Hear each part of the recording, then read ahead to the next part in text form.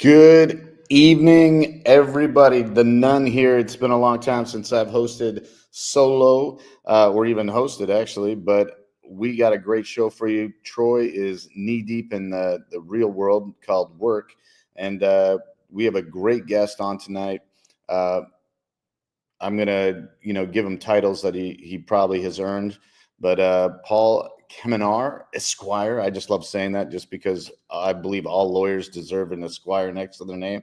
But Paul's coming to us live, and he's going to speak to us about a couple of different issues that he's involved in.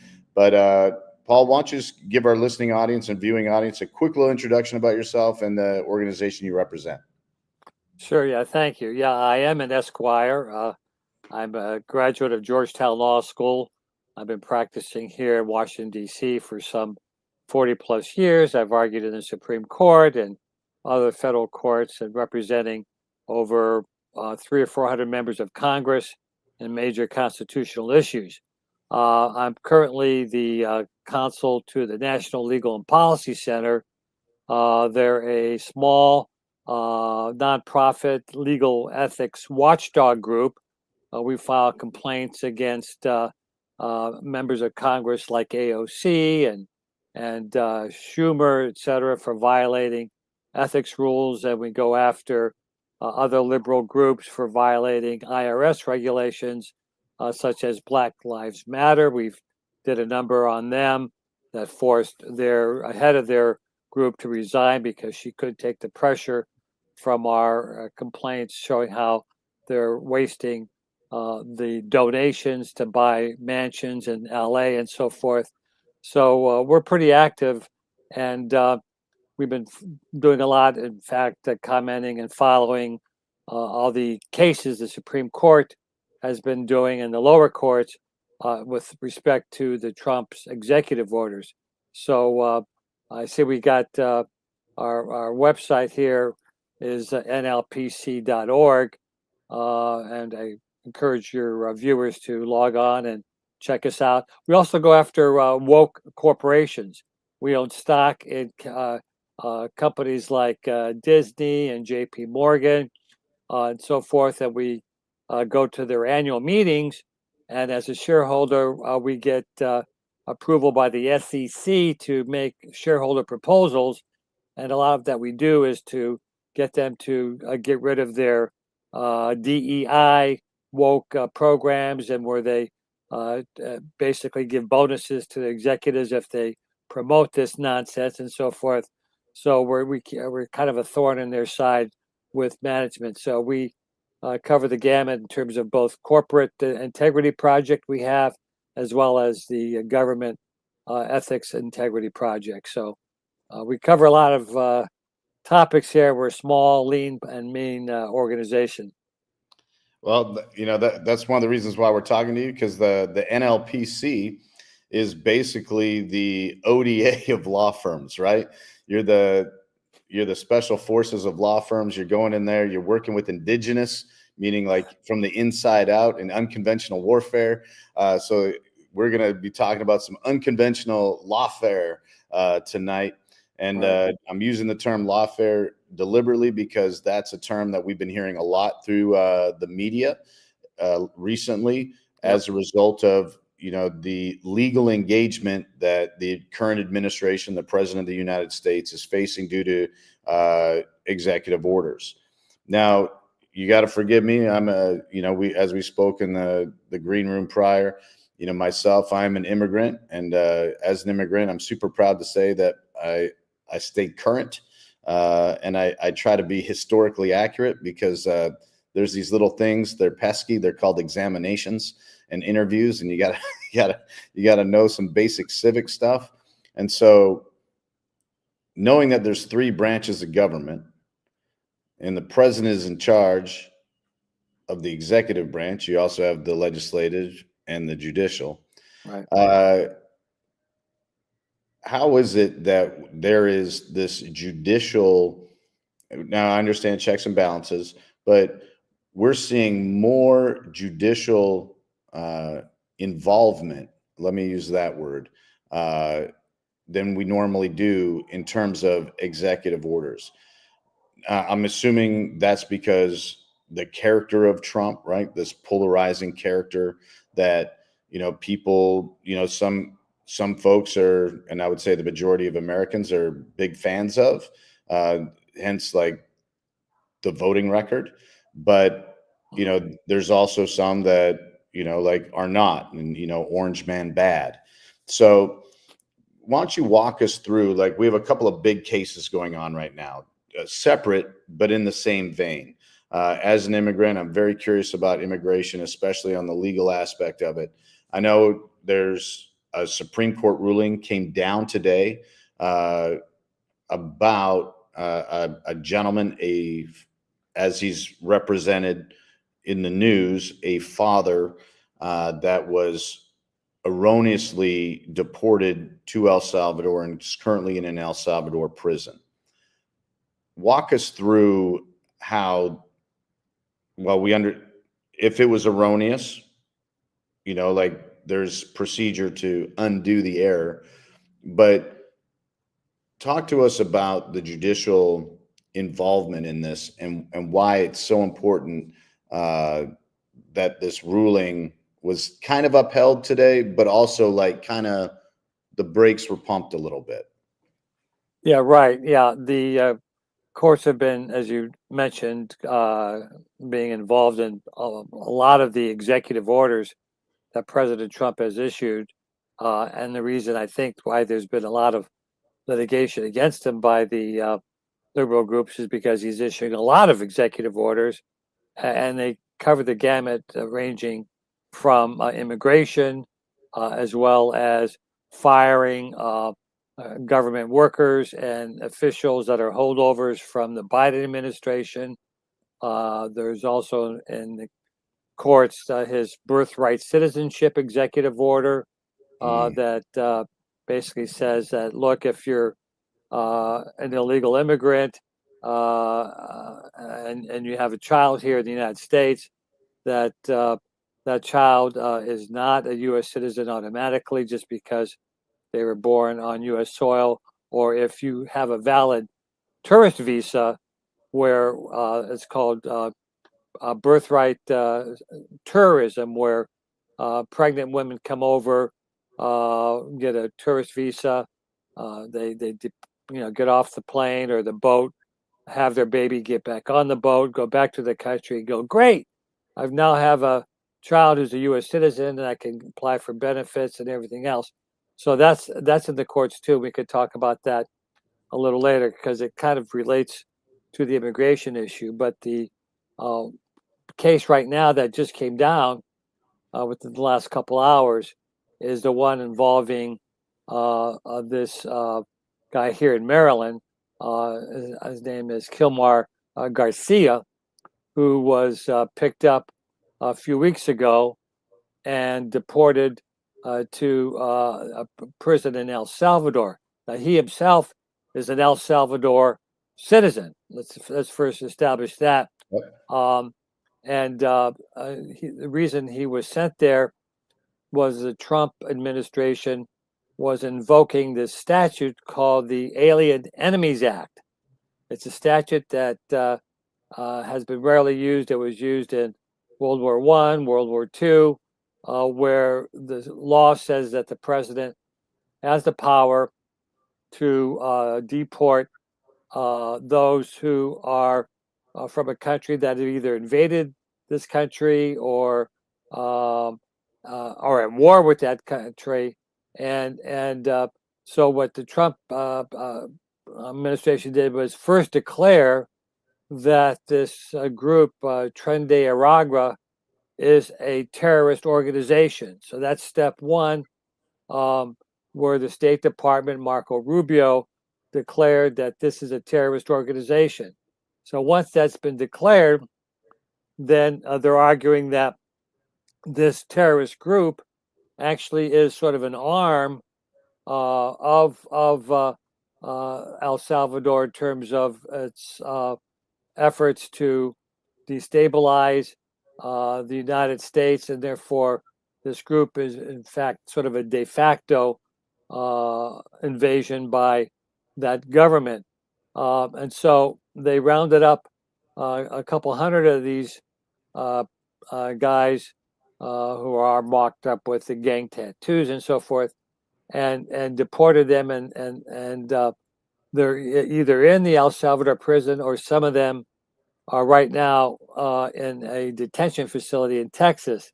And I could talk about that separate case, but the one that Supreme Court just ruled on is the one where they picked up this guy here in Maryland, and on evidence that he was a member of the terrorist organization, and they deported him.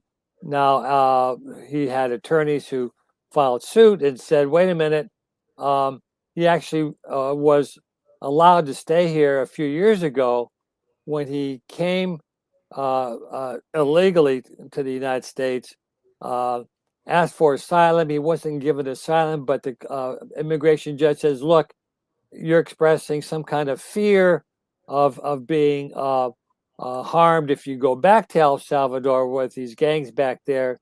So in the meantime, we'll let you stay here on some kind of a temporary status." Now, the government back then, the Justice Department, did not appeal that ruling.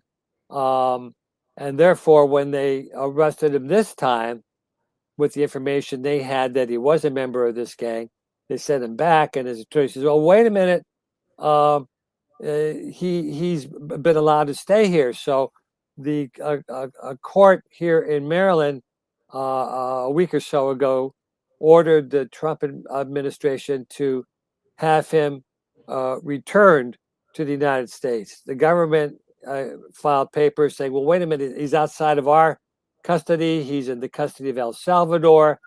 You can't just tell El Salvador to send him back. The court, you do not have authority over a foreign government, and you're interfering with our relationship with that government in order to house these other detainees, etc."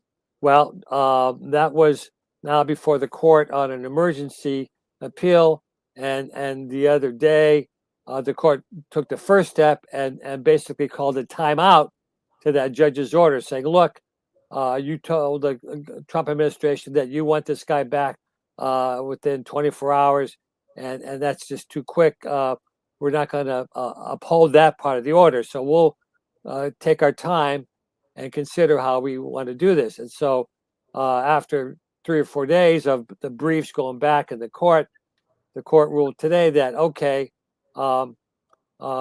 you do have to take some effort to have him returned, and basically said to the lower court, you've got to clarify exactly what the Trump administration has to do in terms of getting him back. Since he's in El Salvador's authority, the Trump cannot order him back. But so the Supreme Court said to the lower court, what do you mean by how the Trump administration should, quote, effectuate his return? So the whole case, legally speaking, is, what do you mean by effectuate? Does that mean that Trump has to get on the phone and call the president of El Salvador and say, hey, you got a guy that we sent down there. Can you please return him because he's got to have a hearing here in the United States? Or as the court originally said, is, hey, wait a minute, I hereby order you not to pay El Salvador the money to house him. Now that's really getting into micromanaging the executive and branch's authority. So the court ruled that there's got to be some action on the part of the Trump administration to have him come back. So we'll see what happens. But assuming he does come back, if Trump is able to get El Salvador sent it back, that means he just simply has to have a hearing, and he wants to say, well, wait a minute, I'm not a member of this gang. Well, the government has information from informants and so forth that says you are. So it still may come down to whether or not the government can prove that he is in this gang. And then the second step is they're going to have to argue whether this law, the Alien Enemies Act, allows the president to deport these group of terrorists without having these hearings in the first place. So that's just the court ruling in this one case. Now, I mentioned there's a couple other cases, and the one that also is before the court is the one that originated here in D.C. by this Judge Boasberg, who Trump and a lot of people, Republicans, saying this guy should be impeached because of the way he's basically taking charge on how the immigration policy should work. And there you have 5 immigrants that were detained, and they're currently in Texas, but they filed suit here in D.C. because they got this liberal Judge Boasberg, and the attorney said, let's go to him and get him to rule. And the court ruled, the Boasberg, yeah, you got to give these guys a hearings, you got to bring them back and all that. That went to the Supreme Court, and yesterday the Supreme Court ruled that, sorry, under our law, if somebody is detained in a facility in the United States, the person has to file what's called a habeas corpus petition in the jurisdiction where he's detained. So the Supreme Court said, in effect, nice try, Boasberg, but you don't have any jurisdiction over this guy. You have to now, the plaintiffs, their attorneys have to go down to Texas. So that's being litigated now in the next few days, and we'll see how that turns out. But all these cases basically deal with what authority does the executive have with respect to enforcing our immigration laws, and what role the courts have. And the thing that the courts are basically saying is, look, under our Constitution, a person does have due process. And the Constitution says that all persons in the United States have due process. It doesn't say all citizens. Of course, citizens have due process, but even if you're illegally here, you have to have some kind of due process before you can be deported, in terms of having a hearing. What is your status? Does this law allow you to be deported? And it's not meant to be dragged out for years and years. I mean, these things where they're coming in under the Biden administration, applying for asylum, and they're given a ticket and saying, okay, come back in 10 years and we'll have your hearing whether or not you are justified in having asylum. That's the abuse that's been going on for all during the Biden administration. So what the Trump administration is doing, and what they pledged to do when he was running for office, is saying, look, we're not going to, we're going to close our borders, and he's done a great job with that. And B, with respect to the 11 illegal immigrants that are here, we're not going to do this song and dance where you come back in 10 years if we can find you and have your hearing. So they're using creatively, I believe, some of these laws that allow for a more expeditious deportation proceeding. And like I just said, some of this is playing out in the courts, and we'll see how it goes. So I just want to circle back real quick to the actual Sure. country of El Salvador. And the reason I want to circle back is the court, used that word effectuate, right? Yes. Right. And this person is no longer under the jurisdiction of the United States. That's correct. This person's now like under the jurisdiction of a sovereign nation. And like, maybe I'm missing the forest because there's some trees in front of it. But he's not walking the streets of El Salvador. No. He's in a prison in El Salvador. Right. So the country of El Salvador feel that this person needs to remain incarcerated. Well, yes and no. I'm assuming that there will be maybe due process isn't the right term. I'm not familiar with the judicial system of El Salvador, and I'm not saying anything disparagingly. What I am saying is I'm sure that there is a system of, mechanisms, levers, decision gates, in terms of, a judicial process to which this guy got taken to that country, and that country put him in prison. Now, Yeah. everybody on that flight, I think, went to prison, but what I'm Right. saying is, like, he's not there in their minds erroneously.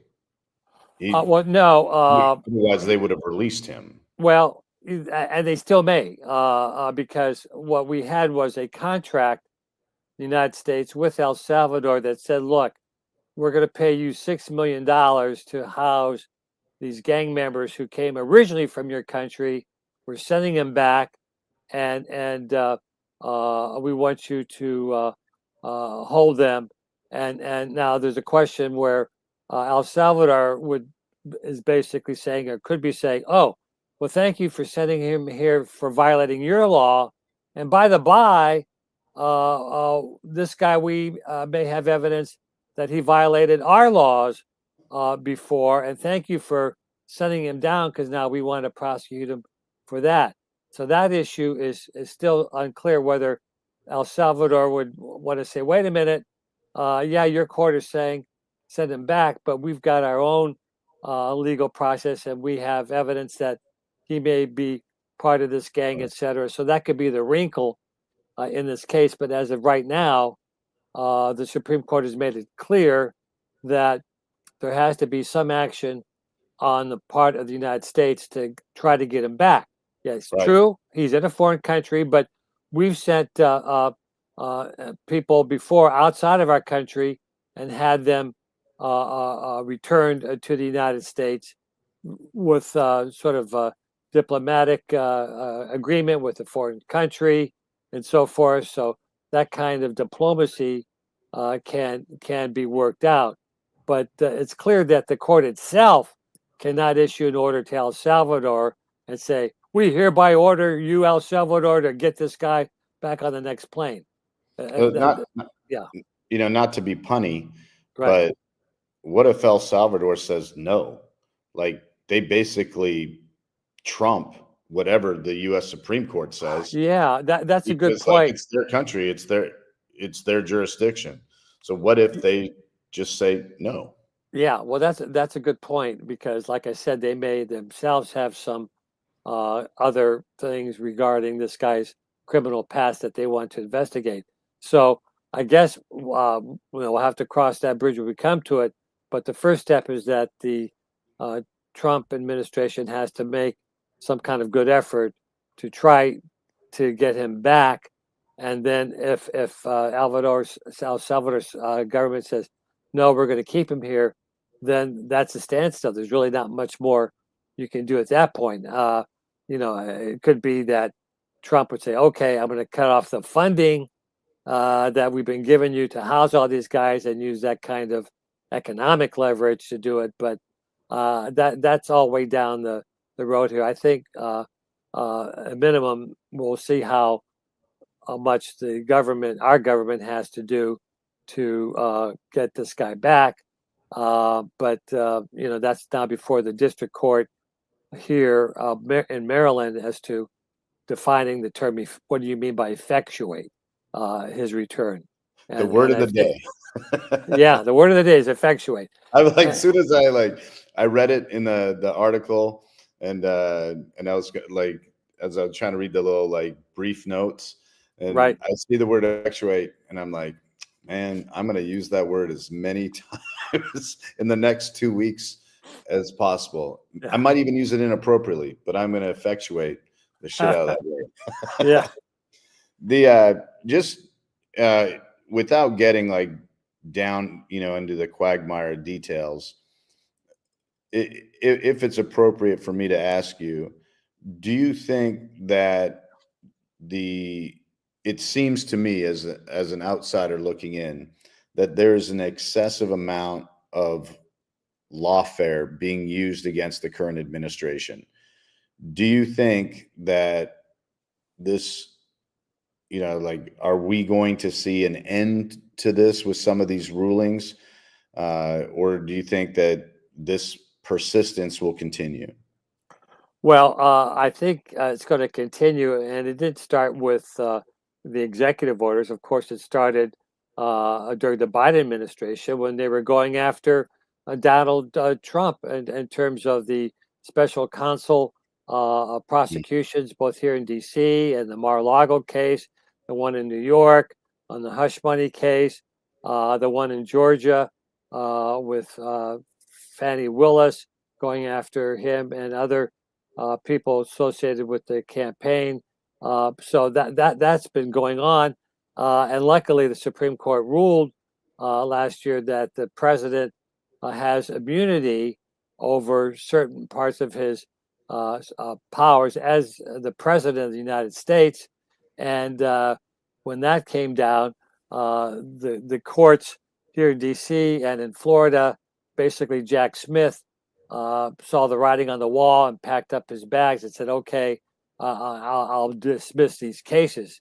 And thank goodness that the Supreme Court ruled on that, and thank goodness Trump won the election, because otherwise they'd still be going after him in those cases where he was facing some serious jail time. So that was the lawfare then, and now they lost that. So now they're really geared up, saying, "Okay, we're going to go after you now with all your executive orders."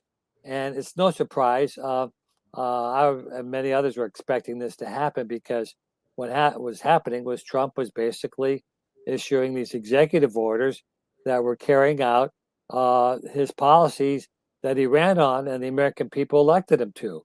And those are all being challenged, and some of them the courts have ruled in his favor, at least for the time being, under what are called these emergency appeals, where these district courts, and another aspect of this problem of lawfare is where they'll go to one judge, liberal judge, and say California, and get that court to rule a nationwide injunction, and that one judge can basically tie up the president's executive orders from being implemented, and then they have to go to the Supreme Court to say, "Hey, look, the district court's wrong here. We want you to at least put a timeout to that order, and then let's hear the merits of the case." And for example, some of these involve his ability to fire the inspector generals when he came into office, basically on day one, and he just fired one of the commissioners of the National Labor Relations Board and the Merit System Protection Board. These are holdovers from the Biden administration. So the question is whether the president can do this without Congress giving him that authority. And this is a big argument that's being teed up, because it goes back to a Supreme Court case 90 years ago. It's called Humphrey's Executor, where the head of the Federal Trade Commission was fired, and the Supreme Court said, "No, you can't do that, Mr. President. You have to have legislation that gives you that authority." Well, that case has been whittled and chipped away over the years, such that just a couple years ago, the Supreme Court upheld the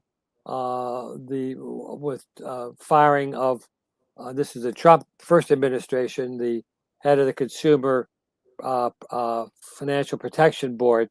And what's going on now is the court did give a temporary pause that say, "Look, for now, these people are fired," even though the lower court said, "Oh, you got to hire them right back right away." But nevertheless, they're going to have to hear the case. And the liberals and the Democrats are saying, "Oh, the president doesn't have the power." For example, with respect to the inspector generals, where he summarily fired some 17 inspector generals that were left over from the Biden administration, the Democrats and in court are saying, "Wait a minute, the law says you can fire them, but you have to give the Congress 30 days notice before you do that, and you have to state your reasons."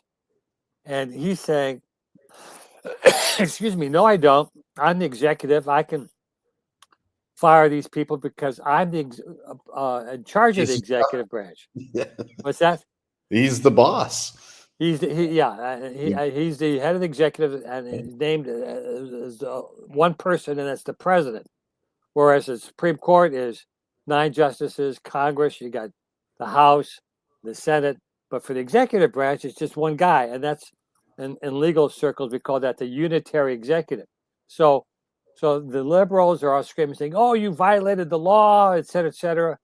But I think the court's either going to uphold this firing based on the precedent they did have in the last couple of years, or they may say, you know what, this Humphrey's executive case from 90 years ago, now that we looked at it again, that was wrong. We didn't have the authority to override the president's power. And I've got to chuckle about how the Democrats are being hypocritical about this, because in 2021, when Biden was in office, he fired a holdover Trump appointee. This was a guy who was appointed by Trump to be head of the Social Security Administration. And the law said there, you've got to give notice, you got to have due process, you have to have cause. And Biden says, no, you're out of here because you're not carrying out my policies. I want my own people in there. And he had some authority to do that based on these recent Supreme Court decisions. But I have to chuckle because at that time, you had the Democrats supporting Biden for doing this firing. I'd like to read a quote from Senator Ron Wyden. You know who he is, right? Yep, send it. Yeah, he's a liberal Democrat from Oregon.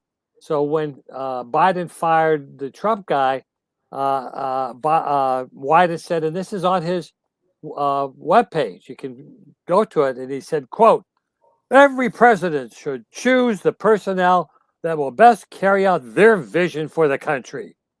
To fulfill President Biden's bold vision for improving and expanding Social Security, he needs his people in charge, period, end quote. I like it.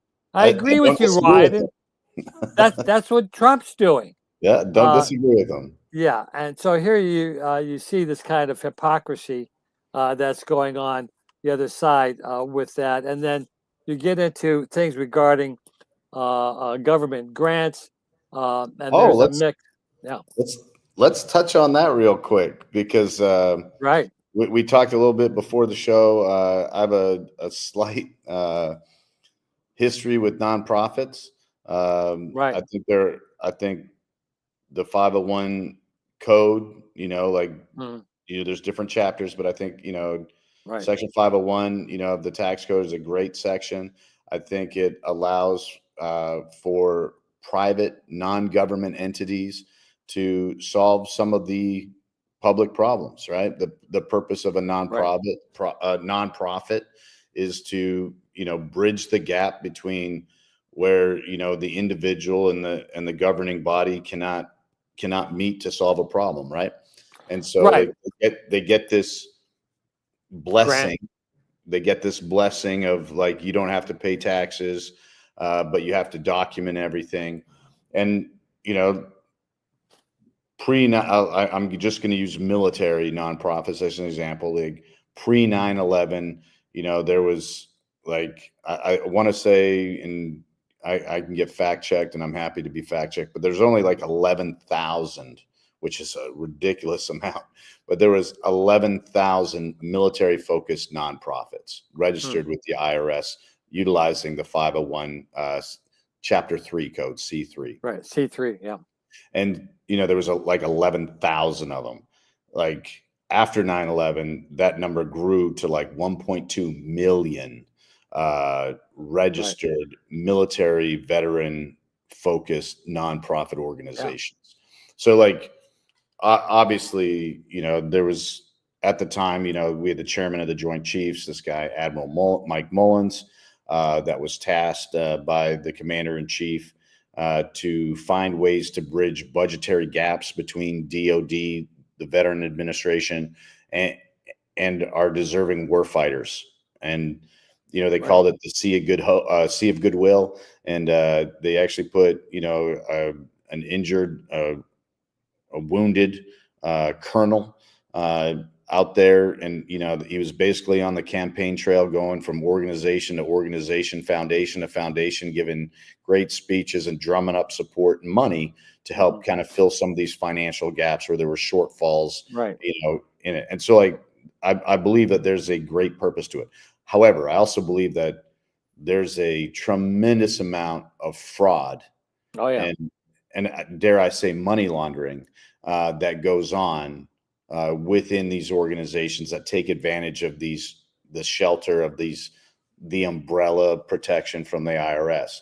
The one thing, though, that you have to do to be in compliance, which there's not a lot that you have to be in compliance with, the most important thing is you file like your tax form. It's a 990 or 990 tax form, and you have to disclose everything, and it's public record. Right. Now you can ask to see my personal tax records, and I can decline because it's none of your business. It's between me and the IRS, right? Right. However, if I'm a nonprofit organization, I cannot say no, and I must display those publicly. And so we have the benefit of looking at these organizations and being like, oh, hey, like, I can't help but notice that, you took in 700 million and you're paying your guy 50 million, and you only actually put 1 million to target. Right. You have some crazy overhead. You have a lot of first class flights. Right. All your board meetings for some reason are taking place in Hawaii. Yeah. At the Four Seasons. It's crazy. Right. But we have seen a lot of that.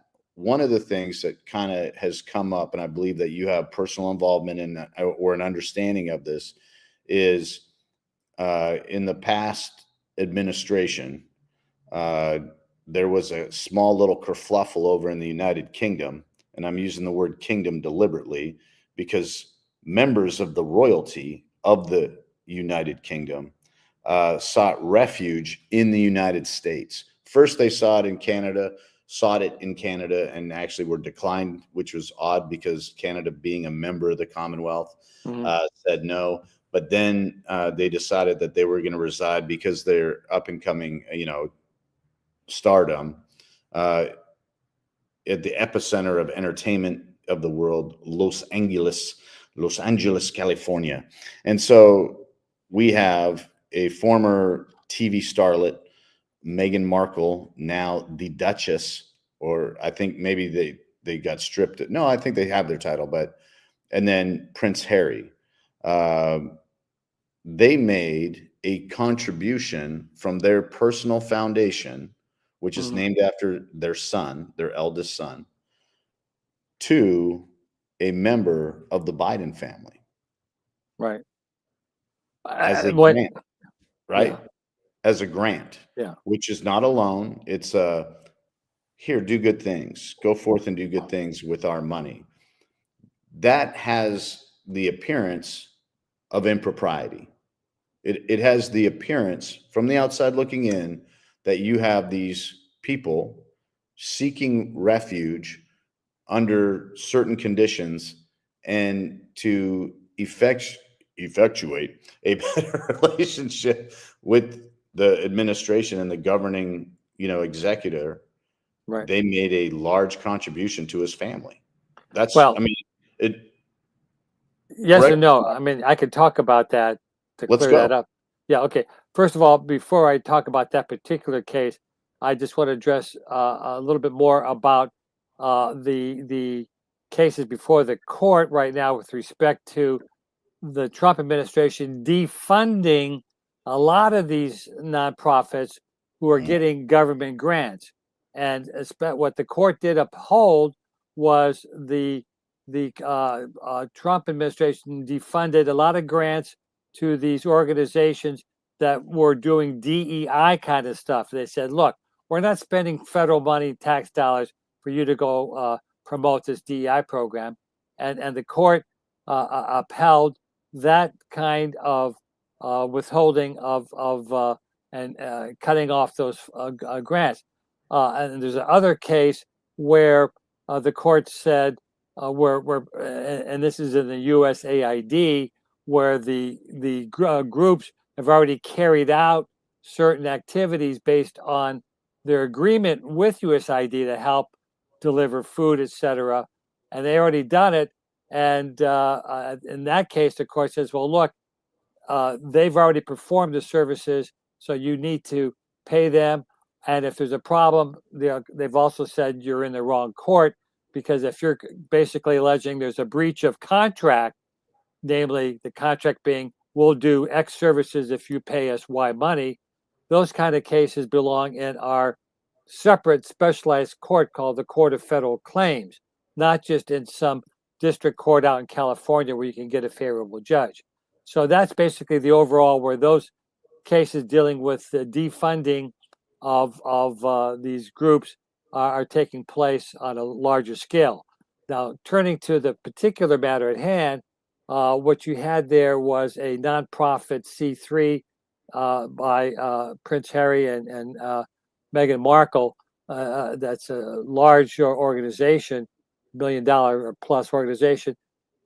They donated $250,000 to Ashley Biden's nonprofit.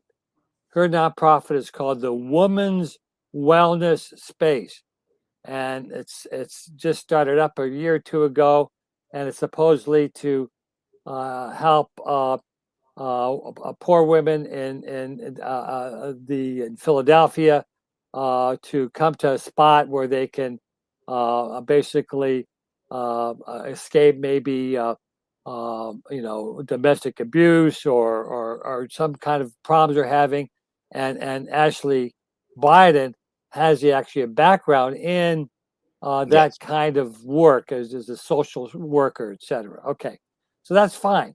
So the Prince Harry's Foundation, if you look at their 990, it said we give $250,000 to Ashley Biden's foundation. So you pick up their foundation and you go, wait a minute, we don't see that money being received. What's going on? So Not on the 990. not on the 990. And that's a substantial donation, $250,000. Yeah, exactly. Now there may be some argument they may be making that, well, they only pledged that amount. We're not actually getting it until the next year, so that we don't have to report it then. But that's nonsense, because It's on somebody else's 990. well, it is. But the main thing is that if you're a 990 and you have two kind of systems of accounting, you have a cash basis system where you have to report any money you get in and any bills, money you paid out. That's called the cash system. The other system, and most of the bigger organization use, is called the accrual system. Under accrual system, you have to book the donation when it's pledged in that year, not when you actually get the check into your bank account after January 1 of the following year. And number two, if you have a bill to pay, say rent for your nonprofit, whatever, if that bill is due on December 1, you've got to put that in your books that that's an expense, even though you don't pay it for another 30 or 60 days. So either way, they're in violation. But we use this law, as I said at the top of the program, to go after Black Lives Matter, because we saw all this money pouring in, and you had local Black Lives Matter groups around the country, New York, saying, wait a minute, we're supposed to be getting some of this to help the inner city. And you had Patrice Cullors, who's was the head of it, buying $1 million mansions in LA and using it for her own edification. She had like a cooking show taking place in the mansion. She hired her brother at substantial money to be the so-called security guard for this mansion. So there was a lot of waste there. And then what happened was all the corporations wised up and said, look, back after the George Floyd, et cetera, yeah, we were giving money to this Black Lives Matter because that was the woke thing to do, et cetera. But now that we've exposed how this is being abused, they're cutting off that kind of funding to these groups. So that's where our organization comes in, because we fly spec a lot of these 990s to see what's going on. And I can maybe talk about the Senator Warnock case. Let's touch on that. Let's touch on that. Right. This one's really good. Senator Warnock, as you know, won that runoff election a couple years ago in Georgia, that basically gave the majority of the Senate to the Democrats. Well, at that time, we were going over the 990 of his church, the Ebenezer Baptist Church in Atlanta, and discovered that they were hiding the fact that they owned an apartment building in downtown Atlanta. And we found out that they were evicting poor Black tenants for being late in their rent as low as $28.55. They kicked them out of this apartment building. The building was run down. The garbage piled up. People were complaining, but the church and its management company were doing anything to fix the problem. All right, now fast forward to now. So Senator Warnock is still a part-time pastor in this church. When he's down in the area, he gives his sermons, etc. But he's now living in a $1 million house that the church purchased for him, where he lives rent-free. And under IRS rules, the church can give what's called a parsonage stipend to their pastor, either to here's an amount you can use for your rent or your mortgage of your home, has to be reasonable, or if the church itself has owned a home and said, okay, pastors can live in this home. When that pastor goes, a new one can come in and live in this home. That's fine. But this is $1 million mansion that was just built, and you have Warnock living in there. Well, not only is that bad enough, not a couple of weeks ago, he's preaching in the pulpit and telling his parishioners, hey, look, you need to give a tithe, 10% of your income to the church to help pay off our bills and carry out our mission. And if you get a bonus work, give that to the church. And what's it doing? Well, that helps to pay for this $1 million mansion. But here's the kicker. When the reporter contacted Warnock's office and said, hey, are you giving any of your own money to this church? You're telling your parishioners to kick in and contribute.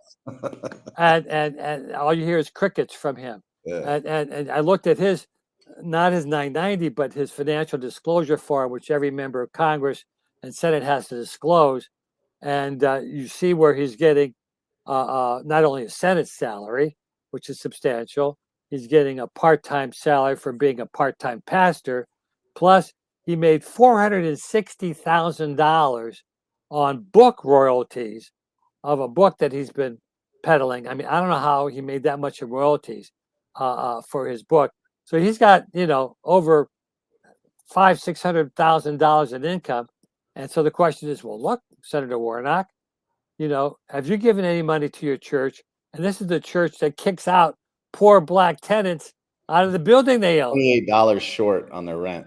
Yeah, exactly. $28.50. We got the documents on that. And then they charge that person, now they're kicking you out. You got to pay $300 for court costs for us kicking you out. Fees, and they lost their deposits. Oh, yeah. And so the legacy media, the major media is not covering this. So it's a podcast like yours and others where we have to get the word out through conservative media, all this duplicity that's going on with the Democrats. So in any event, that's one other example of the waste, fraud, and abuse that's going on. And I could talk a little bit more about the birthright citizenship executive order if you want me to. Yeah, we have about 10 minutes, Paul. Okay. I do want to, I know time flies, right? When you're having fun.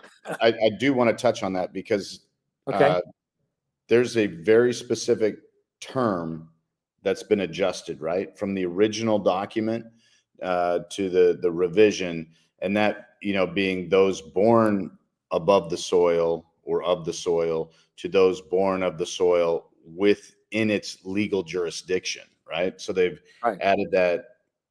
I know I'm butchering the legalese of it, but they added the Yeah. caveat, right? Of Yeah. under the jurisdiction, and they believe that that is Right. to denote the difference between an alien and a resident slash citizen, right? Yeah. What it involves, and you alluded to the phrase here, the 14th Amendment is very short here. It basically says uh, any person born or naturalized in the United States, comma, and subject to the jurisdiction thereof, comma, are citizens of the United States. So the other side of saying, well, wait a minute, you're born in the United States, bingo, you're an automatic citizen. And the question, well, wait a minute, you're not focusing on that phrase and subject to the jurisdiction thereof. And so the question is, what does that mean? Well, it doesn't mean that simply because if you commit a crime here in the United States, you're a legal alien, that you can't be prosecuted for it. You could be subject to the criminal jurisdiction of the United States.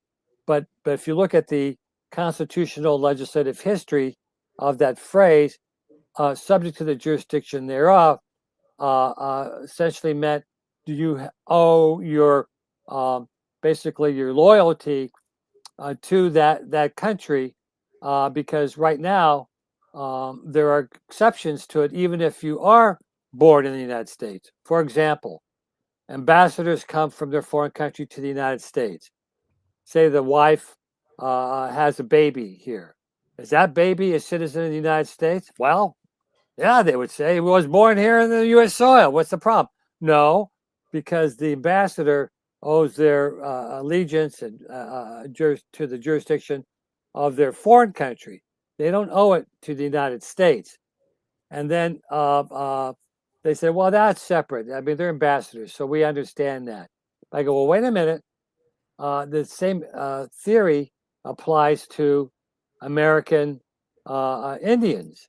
And you would think, well, wait a minute, the Indians were here before us. Surely their children are U.S. citizens, right? No, not after the 14th Amendment. It took until 1924, literally 100 years ago, for Congress to pass a law that says all children of Indians that are born in the United States are hereby declared U.S. citizens. And you scratch your head and say, well, why weren't they citizens before that? Is that one little That one little phrase, subject to the jurisdiction thereof, because the Indians owed their loyalty to their sovereign tribe, not to the United States. Yes, they could have been prosecuted for crimes if they left a reservation and committed a crime in another state or what have you. So it took that Congress to do that. So the argument here is whether or not the birthright citizenship executive order that Trump issued, which says that if you're born of an illegal immigrant who's not here legally, you are not an automatic citizen. Or even if you have a tourist visa and you're here and you have a baby and you go back to your country, that baby is not a U.S. citizen. So, and that's why there's this whole birth terrorism kind of industry. In fact, China pays people to come to the United States. I've heard numbers like $40,000 or $50,000 to have your baby, and then come on back, and then you can use that as an anchor baby to be you to go over as a citizen and so forth. So it's being abused, and it's a close question, I think, in terms of the precedent, because to be sure, the courts over the years said, well, you're a citizen. And the main case that they are using is this case in 1898, where you had parents here from China that lived in the United States. I think it was up in the state of Washington. They've been here for many years. They had basically a domicile here. They had a business here, etc. And they had a son. The son grew up. He became 21 years of age. He said, "Hey, Mom, Dad, I'm going to go back to China to look up my old relatives, and I'll be back in a few weeks or month." So he leaves, comes back to the United States at the border there in San Francisco, and they said, "Sorry, you can't come in because you're not a citizen of the United States." He goes, "What do you mean? My parents live here. They've been here for many years. I've lived here for 21 years. I was born here." And so that went to the Supreme Court, and the Supreme Court ruled under those circumstances that this person is a U.S. citizen. And keep in mind, at the time he came in, there were federal laws called the Chinese Exclusion Acts. Yeah. These are laws set up to keep out the cheap Chinese labor from coming into the States and taking jobs on the railroad and so forth to keep that up. So he was caught up in that.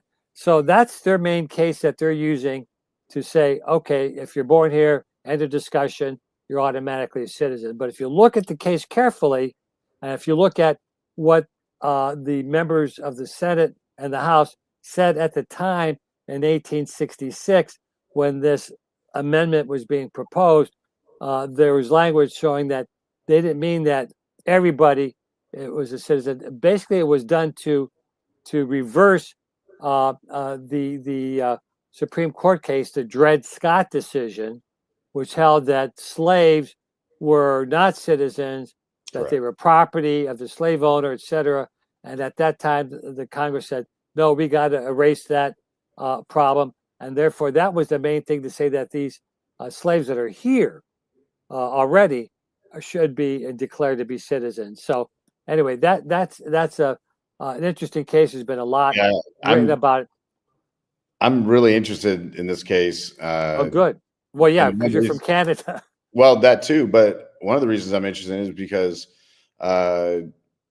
we have a foreign governments facilitating the birth of people in our country for their good, right? And so like that's definitely, you know, when the guys are writing the 14th Amendment and ratifying the 14th Amendment, when Congress ratified it in 1924, they didn't have foreign governments nefariously planting people in the country to create citizenry in our country.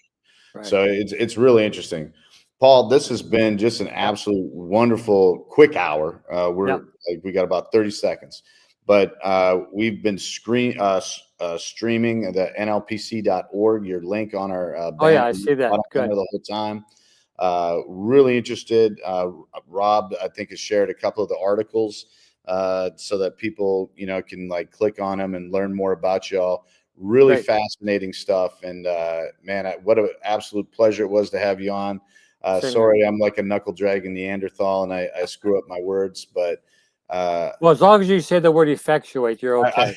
Today is, you know, like it's the old Sesame Street. The word of the day. Word of the day. Like today's broadcast was brought to you by the word effectuate. I love it. So I appreciate your time, Paul. Just you're a gentleman. We appreciate it. Thank you for educating us. And as these cases progress, don't think we're not going to hit you up to get answers right from the horse's mouth. Oh, there's a lot going on. I mean, it's like drinking water from a fire hose with all these legal cases coming. I can't keep them straight. So we're going to have more to talk about in the future. Well, don't drown and don't get waterboarded by it. Right. Exactly. Again, thanks, Paul. Thanks again, everybody. Have a good day.